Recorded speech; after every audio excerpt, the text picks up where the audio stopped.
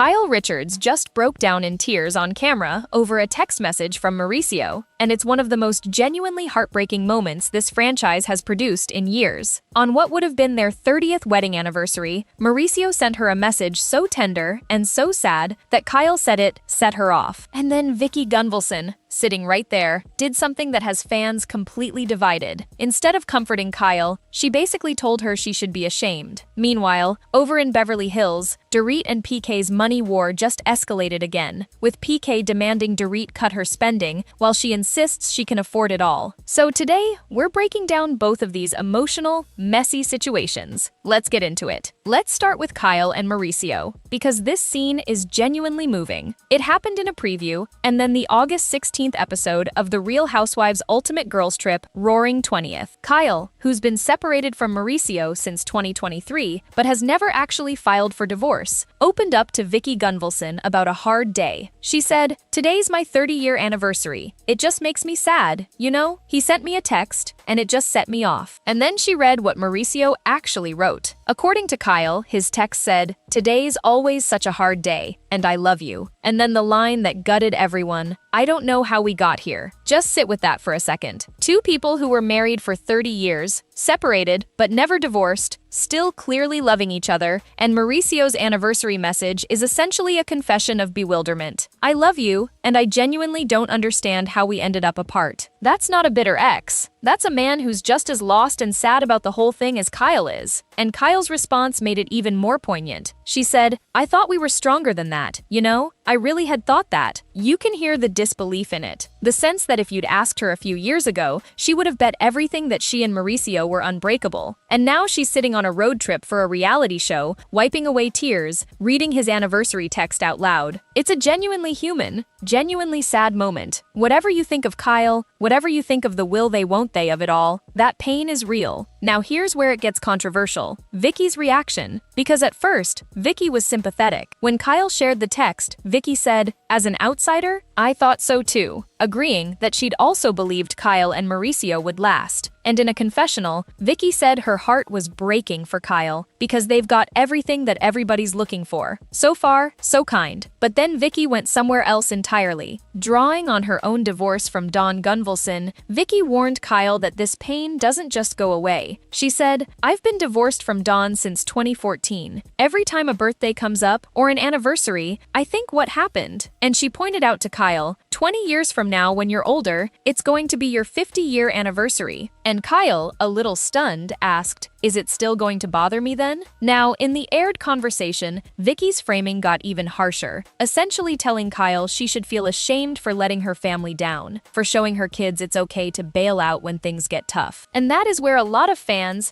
and honestly a lot of viewers watching, drew the line. Because Kyle's reaction was vulnerable and real. She admitted, "When I hear Vicki say that the pain still lives within her, it scares me. I want to be past this."